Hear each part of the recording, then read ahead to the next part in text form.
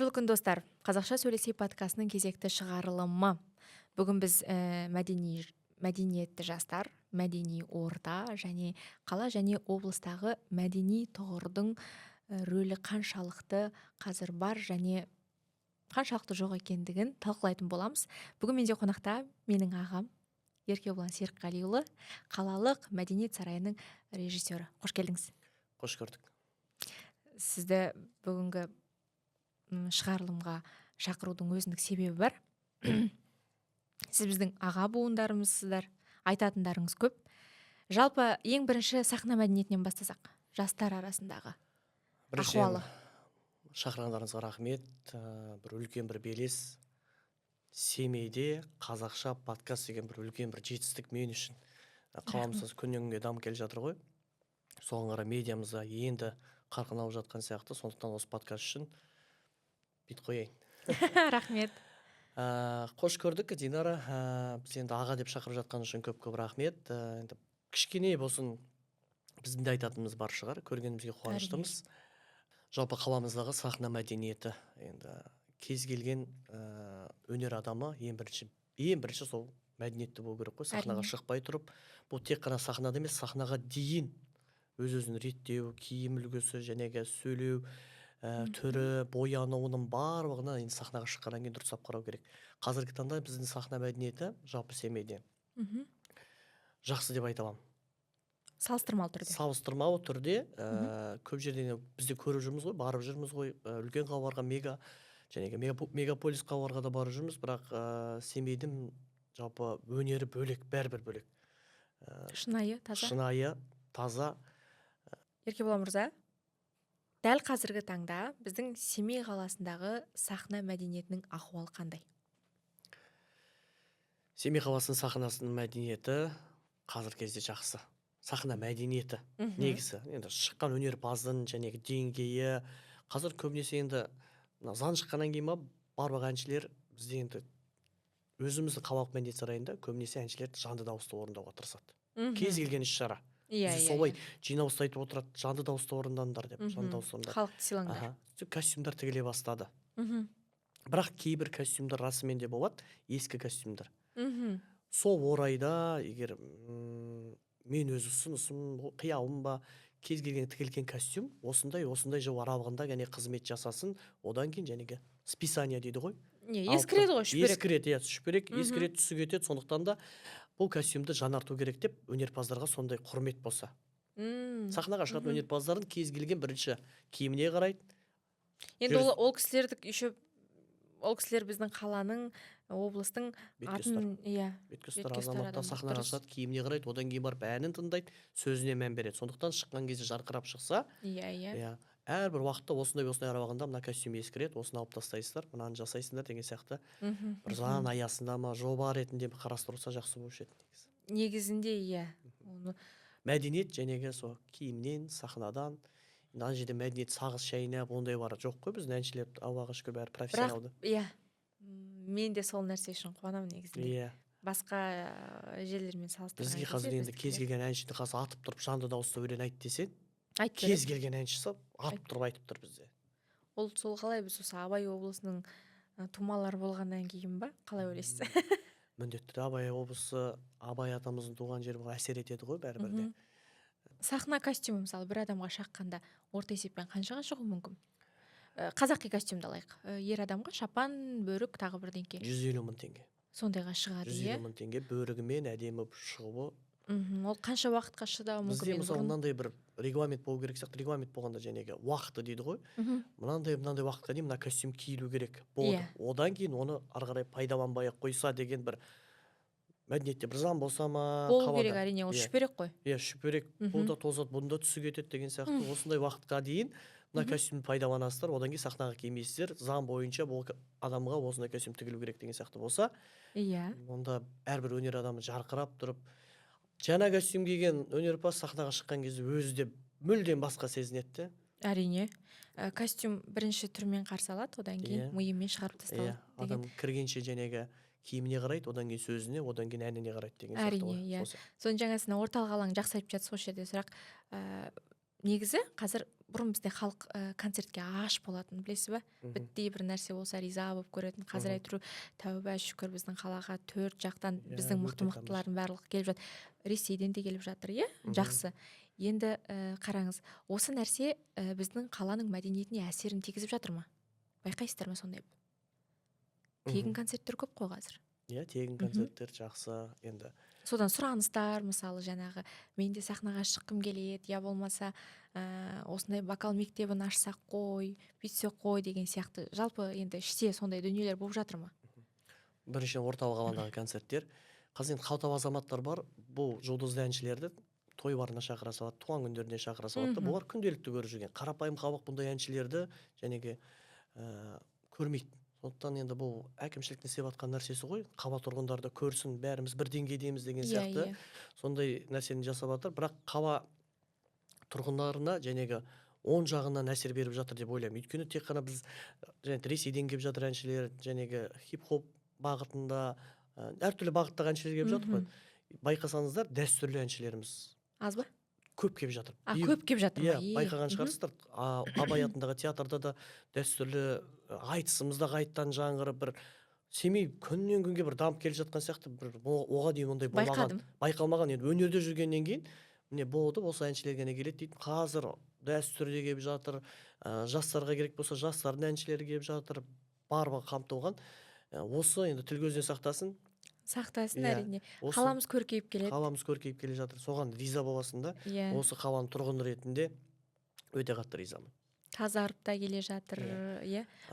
Жәнегі айтысты көрмеген көрермен бір табайбыз Семейде. Мгм. Енді Семейде айтыс болды, енді көрдік қой, табаға дейін тура кіре алмай кетті да адамдар.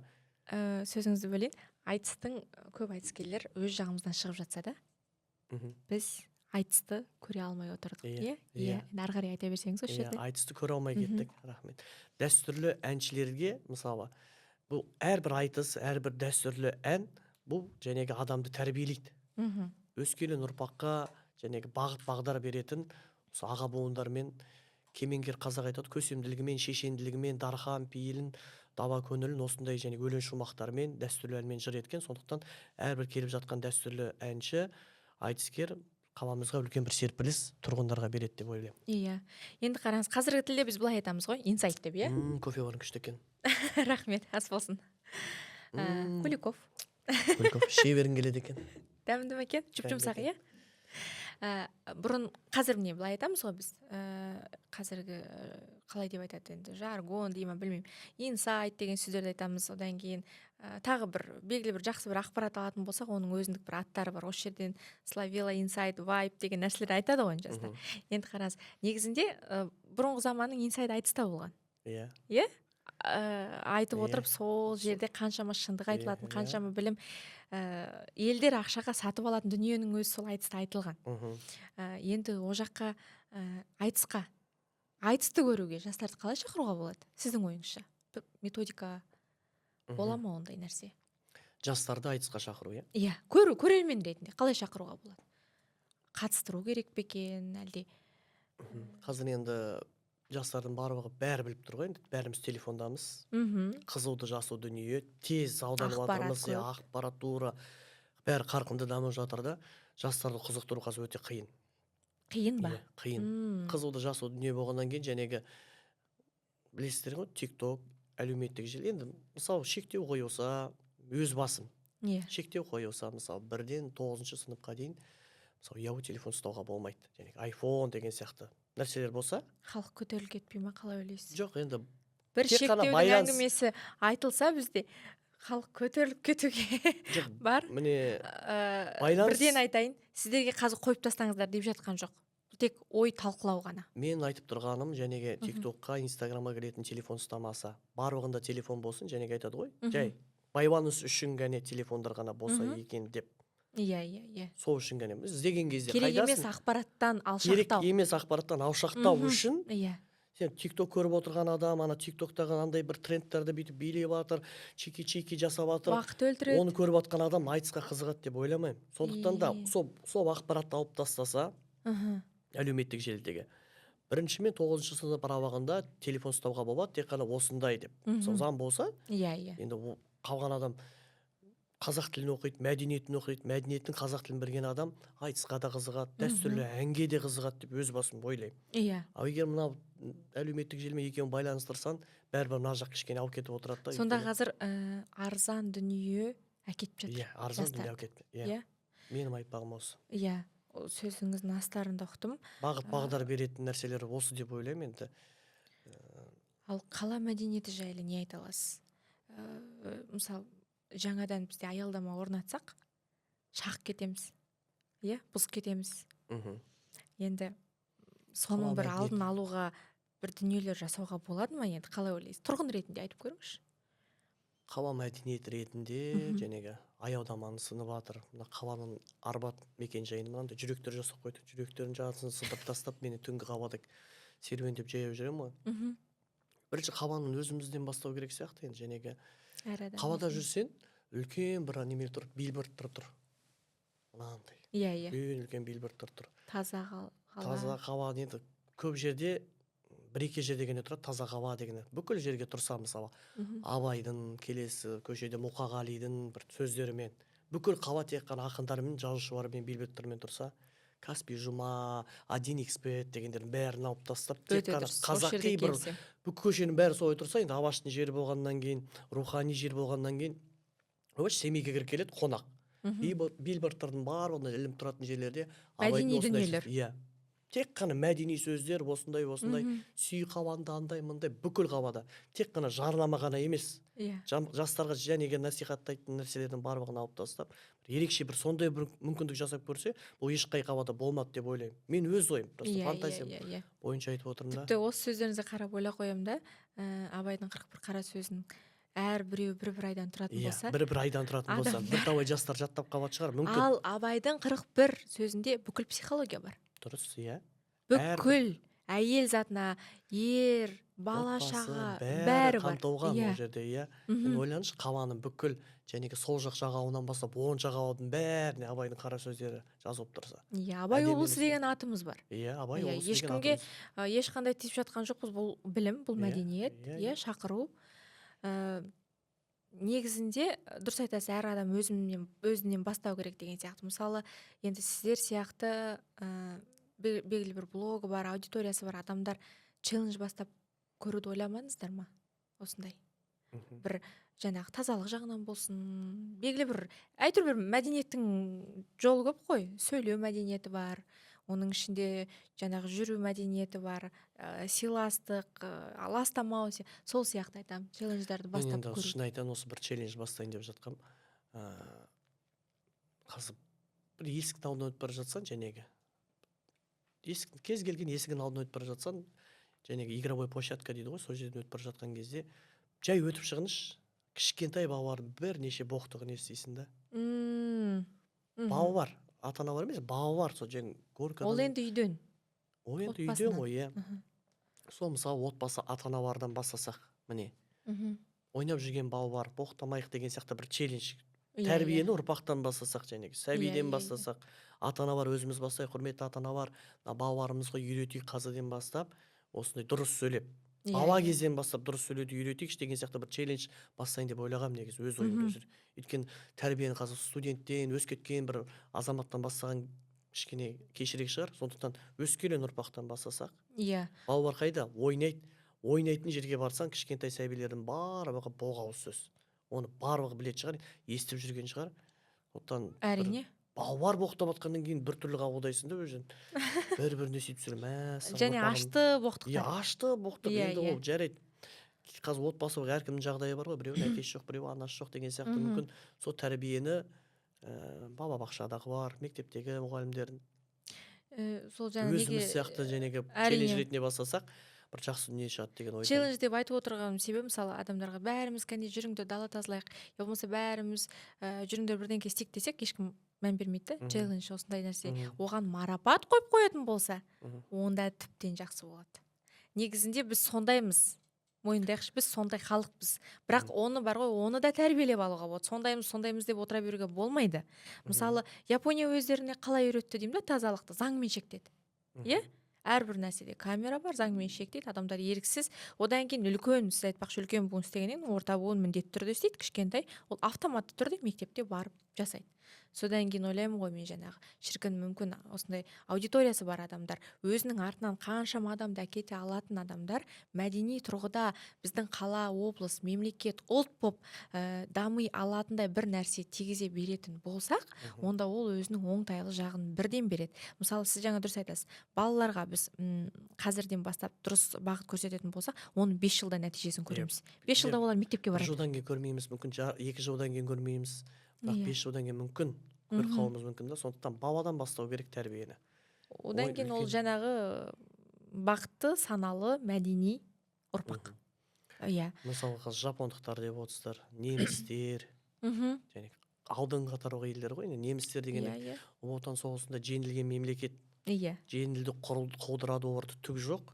Иә. Бірақ олар өз мәдениетін оқыды, Иә. жастарға өз тілін үйретті. Мгм. Сол өзінің жәнегі мәдениетінің арқасында олар дамып кетті. Жапондықтар да Иә. өзінің мәдениеті, жәнегі Мгм. өзінің тазалығының арқасында, өз тілінің білімінің арқасында сөйтіп қазір ел қатарлы алдыңғы лидер бар ғой. Иә. Сол сияқты біз де өзіміздің мәдениетімізді, салт дәстүрімізді және балаларға тәрбиелеп көрсетсек, Бізде негізінде бізде Стив мәдениет- Джобсты үлгі тұтып керек емес. Стив Джобс андай мындай деп, Абай Құнанбайұлы деп сөйтіп кәдімгі Иә, жастарға иә, иә. үйретсек, қатты кетпеңіздер. Енді ол үшін тілімізді сол ағылшын тілінің бәрін деңгейінде болса, өте жақсы болушы еді. Қазір енді адамдар неге қызығады? Жалақы қызығады, және өзін айтпақшы ғой, Иә. марапат дейді. Мгм. Біздің қазақ тілінің деңгейі сондай болу керек қой. Біз мысалы болашақта сен қазақ тілін білмесең, сен мамандығын бола алмайды, сен жалақы таба алмайсың деген сияқты бір сондай Иә, ой иә, қалыптастырса, иә, иә. қазақ тілін білсең, сен мамандығын Ұлт да болып жақсы, көтеруіміз керек ұлт болып қой. көтерілу Мгм. керексің деген сияқты. Сондай Мгм. бір нәрселер. Иә. Жаңағы айтып жаттыңыз ғой. Негізінде мен көп жерде байқаймын, былай айтады. Негізінде мына азиаттықтардың деп, енді біз де азиат еліне жатамыз ғой. Тәрбиесі басқандай. Біздің шынымен де негізінде түпкі тәрбиеміз жақсы. Біздің тіпті мына тарихи дүниелерді алатын болсақ, бізде негізінде ана әйел адамды бүйтіп басып ұстау ондай жоқ. Бізде батырларымыз да бар, иә? Негізінде сол. Бірақ ол былай бұрмаланып келіп, бізде келін сондай, ене сондай, жігіттердің бәрі осындай деп тастаған болатын. Бірақ дегенмен де соны бүйтіп судың бетіне шығарса деймін. Басқа елдердің қазір қолданып жатқан методика дейміз ғой, методтар. Солар біздің бұрынғы жасаған дүниелеріміз. Біз оны менсінбей, мына жаққа алып, Европаға еліктеп, тағы бір деңгейге еліктеп, басқа дүниелер жасадық та, соның кесірінен қазір кішкене мынандай болып кеткен сияқты, байқайсыз ба? Ал мына басын иіп отыратын мемлекеттер бар ғой, қараймын, жаңағы кез келген япондықтар болсын, қытайлар болсын, қандай діндері мүлдем бөлек, ол дінге де қарамайды. Соны қарап тұрсаңыз, біреу қонақ келе ма басын иеді, иә? Тағы шығарып тастайды. Артық ұрысқа әкелмейді, шаруаларын бітіреді, жұмыстарын жасайды. Қандай керемет. Бізде қазақта бар ғой ол нәрсе. Бар. Иә? Енді Ата-бабаларымыздан келе жатқан нәрсе. сол нәрсені қайтадан жаңғыртуға не кедергі? Кім кедергі? Не кедергі? Білмеймін. Суымыз таза емес па? Күніміз дұрыс шықпай ма? Неге? Не кедергі? Ұқпаймын. Иә, қазір расымен де сол өсек, ғайбат, бір-бірін қаралаудан алдыға шығып бара жатыр. Шыны керек, ол мойындау керек. Қазір бір нәрсе айтсаң, ой, анау мынандай бір-біріміз өсекте кетеді, ғайбаттап кетеді. Тартамыз астыға. Иә, Астыға тартамыз. Шықпа иә, дейміз. биікке шықпа, түс, анау андай кемшіліктері бар деген сияқты. Сондықтан ондан арылу керек. Сол қайта сол айнау кеп, біз енді қазір сондай болып бара жатсақ, қазіргі қоғам, ұрпақ ондай болмасын деп. Қайта сол жәнегі тәрбие ұрпақтан бастау керек. Жаңа поколение қалыптастыру керек. Міне, бізден кейінгі, біз мүмкін осындай қателіктер жасаған шығармыз. Бізден кейінгі ұрпақтар, қараңыздаршы, нағыз қазақ екен. Бір-біріне бауырмал, оны үйрететін балабақша бар, мектеп бар. Иә. Қазір мектептер қалай жақсы. бұрынғыдай мектептер емес. жақсы енді. Мен Байқайсыз қазір ба? қоғамда және айтып отырсың, бір-бірін көре алмауы жоқ. Сонымен қоса жастарда қазір өзім той сабасында жүргеннен кейін жастар көп ажырасып жатады. Шыны керек, бір айдан кейін, бір күннен, бір апта тұрып ажырасып жатқандар көп та. Ажырасу жиі. Біз Көп. екінші орындамыз дей ме? Иә, Дүниежүзі Қазақстан бойынша. ажырасу бойынша екінші орында. Сол үшін кейбір кезде бабаға тәрбие беретін әке жетіспейді. Бабаға кейде тәрбие беретін ана жетіспейді. Иә. Соның кемшіліктерін жабатын сол мектеп.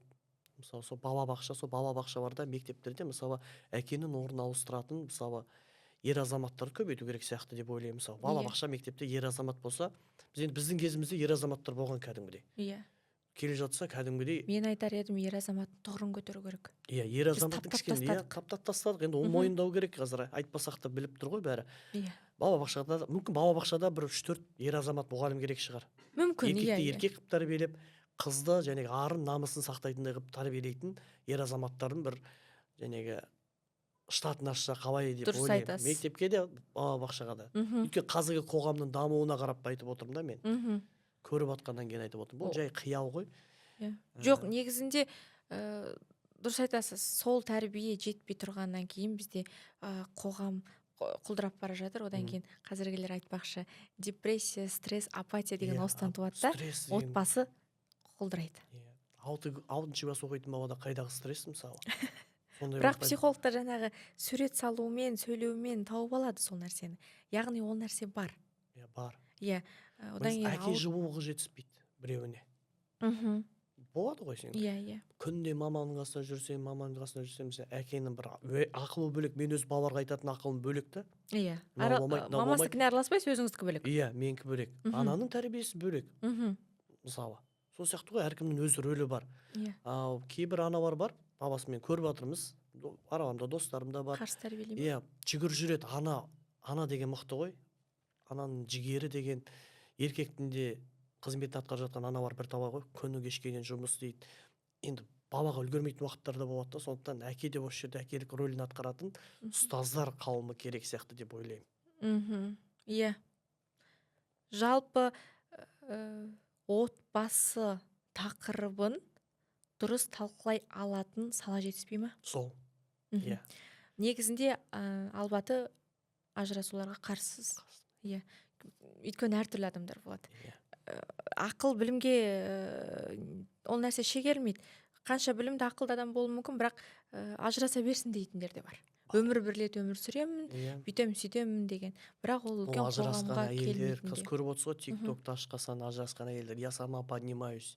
Мен өзім жасап жатырмын. Я без мужа это все делаю. Иә. Ондайды уже бәрі әйелдер ажырасқан әйелдердің бәрі сөйтіп айтады. Ол насихаттайды, әйелдерге айтады. Керісінше айт, мен ажырастым, бірақ бабама әкенің тәрбиесі бәрібір жетпейді екен. Құрметті жас қыздар, ажыраспаңыздар. Реті келсе сөйтіп айтқан қыздарға ой салады ғой, ажырасайын деп отқан. Әке бәрібір орны бөлек екен, әке асқартау екен, оны баба білу керек екен деп сияқты керісінше болып жүргізсе. Ал қараңыз, сондай асқартау әкелерді қалай тәрбиелейміз? Асқартау әкелерді? Иә. Өйткені мойындайық. Енді барлық әйел демеймін, кейбір әйелдер шынымен үйде қысым көргеннен кейін ол адамның еркектік рөлінен кетіп қалғаннан кейін де кетіп жатқандар бар. Ал сол асқартау әкелерді қоғамда қалай көбейтеміз оларды? Не істейміз оларды? Асқартау әкелерді және бәрі сол айналып келіп фундаменттен басталады. Бәрі сол фундаменттен және өскеннен басталады ғой, кез келген нәрсе. Асқартау әкелерді тәрбиелеу үшін ең бірінші адам өзінің әкесіне қарап үлгі алу керек та. Мен мысалы өз әкеме қараймын да, үлгі аламын да, мен рөлім осындай екен. Ал көп адамда сіз сияқты үлгі тұтатын әке болмауы да мүмкін. Сол үшін, мен айтып тұрғаным сол үшін мектепте, балабақшада үлгі тұтатын аға бар болса, міне, осыларға қарап, бой түзейтін адам бәрібір болу керек та, біреуге қарап, мен осындай болу керекпін деген сияқты. Иә. Бірақ осы шығарылымнан кейін курс ашып жүрмеңіздер. Біз сіздерге ешқандай нәрсен осыны сен істеуің керек деген әңгіме жоқ. Бұл жерде біз үлкен қоғамның мәдениетін талқылаудың арасында байқап тұрсаңыздар, отбасыдан бала, сәби, ондағы психология, соның барлығына келіп жатырмыз. Өйткені әр подкастта сіздер белгілі бір өздеріңізге түртіп алатын дүниелеріңіз болу керек. Мүмкін біреулеріңіз қарсы шығарсыздар, бірақ дегенмен де подкастты 2 рет, 3-ші рет көретін болса, адам басқалай көреді. Байқайсыз ба? Енді сізде ондай бола ма, болмай ма білмеймін. Мен бір кітапты оқимын ғой. Басында бір айтады ғой, сен ұнатпайтын кейіпкер болады. Иә? Мгм. Жағымсыз кейіпкер болады. Екінші рет оқығанда ол кейіпкер ана адамға алла өсу үшін берген екен ғой дейсің. Мгм. Үшінші оқыған кезде мына кейіпкер жаман емес екен. Неге? Өйткені мына басында осындай қателік жасапты, мен оны көрмей қалыппын дейсің. Солай. Сол сияқты осы подкастта ғой. Қазір Подкастта да бар. бірінші рет көреді да айтады. Қазір немене жазады ақыл айтып отыр, әйелдер. жап-жас болып, неме ақыл айтып отыр. Өзі бүйткеннен кейін, сөйткеннен кейін қайдаға келер, еркектер осындай, андай мындай деп жазады. Мгм. Мүмкін екінші рет, үшінші рет көргеннен кейін Көру расымен де. керек, оқу керек. Әр адам әртүрлі, әр адамның өзіндік жолы бар, өзіндік проблемасы. Сізге проблема болып көрінген нәрсе біреуге проблема емес. Мгм. Немесе керісінше. Иә. Сізге ол мына нәрсені қалай әңгіме қылып отырсыңдар деген, қазір Иә. біреулер сол үшін жылап та отыруы Иә, мүмкін. иә. Қазір адамға адам керек, байқайсыз ба? Адамдардың Адамға- өмірінде адам жоқ. Сіз айтпақшы бәрі телефонда. Қазір Энергия кезде жоқ. Адамдардың ішінен адам іздейтін заман болып кетті ғой. Иә. Сондай заман болып кетті. Адамдардың ішінен адам іздейтін заман. Қазір ақыл айтудан қорқасың. Иә, ақыл деп қабылдайды, ақыл айтпасаң да. Иә, ақыл деп айтпасын, және дұрыс айтасың. Ақыл деп қабылдайды, сондықтан адамдардың ішінен адам болып қалу керек қой негізі Мгм. қоғамда. Содан кейін де мысалы осындай подкаст болсын, кез келген интервью болсын, адамдарға беретін дүниелердің барлығын адамдар жүрегімен, миымен әртүрлі бағытта қабылдайды. Мгм. Ол лайк, комментарий баспай кетуі де мүмкін, бірақ ол белгілі бір нәрсені қабылдайды, белгілі бір нәрсені алады. Бізде әр шығарылымның бізде басты мақсаты да сол. Мгм. Өзім деген мәдениетті ортаны аңсайтын, мәдени қаланы аңсайтын, мәдени өмірді, негізінде мәдени өмір деген қараңыздар, ол негізінде адамның жеке басы емес, ол қоғамдағы үлкен дүние ғой. Бәріміз таза жерде жүргіміз келеді ғой. Таза аяқ киім, жақсы иіс су, сасып өтпесе адамдар, қалай жақсы, бәрі жуынған, таза, тырнақтары барлығы алынған. Былай қарасаң жай тазалық, бірақ ол мәдениет. Мгм. Сөйлеу, сіз айтпақшы, боқтамау, ол мәдениет. Амандасу, біреудің сәлемін алу, Мгм. қал жағдайын сұрау, мәдениет. Әке шешеңе дұрыс қарым-қатынас жасау, басқаға өнеге боласың, ол да мәдениет. Мгм. Қарап тұрсаң, адамның күнделікті өмірінде жатыр. Мен неге бұны сахнадан бастадым? Өйткені адамдар былай айтуы мүмкін да қазір. Неге Еркебұлан мырзаны шақырып алды да бұл қала мәдениетін айтып кетті, Мгм. халықтың мәдениетін айтып кетті. Сол жерде мен сізді сахнадан бастадым. Сіз өйткені қазір қалалық мәдениет сарайының режиссері болып отырсыз. Сол жерге барып мені ал деген жоқсыз, сізді қабылдап алды. Яғни сіздің ол жерде беретініңіз, алатыныңыз, бергеніңіз, сіңген еңбегіңіз көп. Мен осы нәрселердің барлығын жітік айтатын болдым. Неге бұл адамды шақырды, неге мұндай тақырып талқыланады, түпкі ой сананы білсе екен деген. Енді сіздің де уақытыңызды алмайын. Соңғы бір сұрағым болсын. Біз қазір мәдениеттің қандай этапында тұрмыз? Неше балдық шкаламен? 10-дық.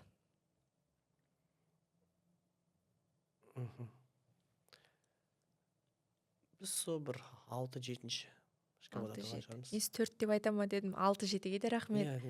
Жоқ, қазіргі қаланың, мен өз қаламды айтып тұрмын. Қала үшін, әрине. Өйткені қазір қалада келе жатыр деймін, Аллаға шүкір, бәрі жақсы келе жатыр. Енді мынандай серпіліс қаладан неше жыл болды көрмегелі. Біз енді қала тұрғыны ретінде кіріп қалсам мынандай жаңалық Семейде бүйтіп жатыр, Семейде сөйтіп жатыр. Соған сай адамдар да ақырында бүйтіп өзгеріп келе жатқан сияқты. Басқа облыстар келіп жатыр. Басқа облыстар келе жатыр, осындай жаса келе жатыр. Соған қарайсың, кішкене біз елордаға дейін бара жатқан сияқтымыз, сондай деңгейге келе жатқан сияқтымыз. Бізде еңсемізді тік ұстап, дұрыс киініп. Кафе ресторандарда байқайсыз ба? Кафе ресторан. Басқа деңгейге әсер етіп жатыр. Былай отыратындар. Бұрындағыдай. Қазақтың саусағы білесің ғой? Қазақтың алтын саусағы. Бір нәрсе болса сүрте салатын, мынау скотч бола салатын, клей бола салатын. Мен. Сөйте салатын, бәрін көрсете салатын. Сондықтан келіп жатқан басшылық, билік, ел ағаларына рахмет айту керек. Мен енді андай әкімшілікте істейтін адам емеспін, оларға жақын адам емес, мен қала тұрғыны ретінде айта аламын да. Енді сізге мынандай бір атышулы сұрақ қойайын. Сіз мәдениетсіз тойды жүргізіп көрдіңіз ба? Мәдениетсіз той? Мәдениетсіз той, мен ойымша, жаңағы арап-шарапқа қатты тойып алған қонақтар шығар. Шырқын бұзады. Шырқын бұзады. Енді мәдениетсіз той дегеннен кейін кейбір кезде көресің, шыны керек 70-ке таяқ қалған үлкен кісілер қолына стақандарын ұстап алып бүкіл ресторан бойынша жүріп сөздің қадірін, сөздің мәйегін түсінбейтін адамдар болады. Тілек айтып жатқан үлкенге құрмет көрсетпейтін жастар Тыңдалмайды ма? болады. Жәнегі сол мәдениетсіз той деген сол шығар. Үлкен қариялардың батасына илай әумин деп жатқан кезде қағысып жататын қонақтар болады.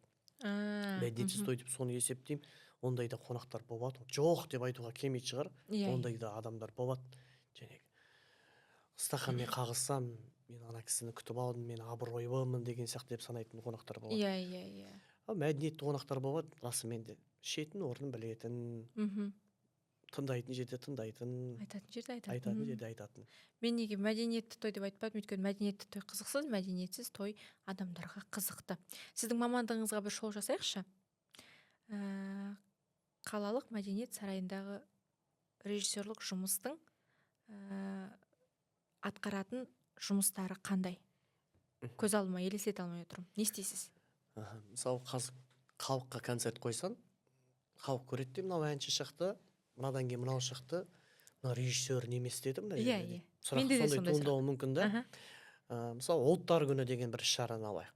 Иә. Ұлттар күні дегеннен кейін мысалы сен ол жерде әрбір ұлттың бірлігін көрсету керексің. Режиссердің басты міндеті концерт басталмай жатып, Қазақстанда тұратын әртүрлі ұлт өкілдері бір-біріне бауырмал, соны сюжет арқылы сен көрсету керексің. Занавес ашылды, әр ұлттар тұрда, мысалы өз елім деген өлеңді айтып жатыр. Өз елім менің, өз елім мен. Қазақстанда тұратын ұлттар. Иә. Өйткені ол сол жерде тұрады, бір-біріне бауырмал, бір-біріне құшақтады, келді да бір шаңырақ астына бірігіп, бәрі тұра қалды. Бұны жасайтын режиссер.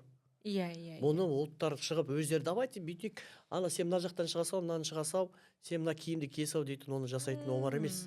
Олар осының барлығын шапкасын шығыс, жасайтын, тұрыс барлығын қоясыздар. қоясыздар.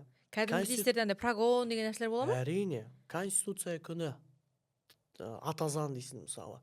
Атазан қалай бұрынғы 7 жарғыдан бастап қозғайсың мысалы. Абылай хан, жәнеге Тәуке хан деген сияқты 7 жарғыны көрсетіп, ана кейін көремен түсіну керек та, жастарда болады, ұрпақта көру керек. Атазан деген бұрыннан бері келе жатқан осы бабаларымыз аңсаған деген сияқты көрсетіп, көрініс ретінде сен кез келген концертті бастамас бұрын 5-6 минуттық шапка жасайсың. Режиссердің жұмысы сол. Иә. Сосын кейін бірінші құттықтап шығыпты, мысалы әкім шығып құттықтады, әкім шыққаннан кейін құттықтаудан кейін сен тұрып шетелдің бір өлеңмен бастамайсың ғой. Шетелдің бір биімен бастай салмайсың ғой жәнегі. Сол сияқты әр нәрседен кейін, мысалы мерекеге сай, мына номер бірінші болып кетеді. Мына ортасында халық ұйықтап бара жатады, бір серпілетін нәрсе мына номер болу керек деп, режиссер соның барлығын жасау керек. Түсіндім.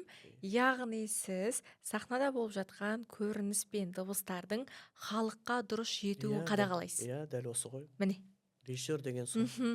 Өте жақсы. Халыққа ол жай бір нәрсе ретінде көрінуі мүмкін. Жоқ, халыққа көрінгенмен де ол сіздер режиссерлер дұрыс орын-орнымен қойғанда халық дұрыс қабылдап кетеді. Сіз айтпақшы жаңағындай ортасында бүйтіп жататын болса, кім жасаған дейді, иә? Мыналардың бәрі не істеп жүр деп айтады. Сол ғой, иә. Біз оны ойламаймыз, біз оны көріп тұрған жоқ, солай болу керек сияқты бізге. Сахнаның артында оның барлығы дайындалған, ол бір-ақ күндік нәрсе емес. Ол еңбек. Ол еңбек. Иә. Сол үшін режиссерлердің жалақысын өсіріңдер. Сол үшін халық үлкен іс-шаралар болған кезде билетті алып, дұрыстап, мәдениетті түрде отырып, концертті соңына дейін көріп, қолдарыңызды ду-қол шапалақ, е? Кофе күштің. Ас болсын. Вафли жоқ па? Куликов. Сіздермен болған Куликов. Кез келген жерде шындық айтуы керек. Иә. Шындық айтылған жерде халықта риза болады. Шындықты қабылдай алмайтындар да бар. Иә, қабылдай алмайтындай. Өйткені ол шындық ол кісінің өзінің ішінде жоқ.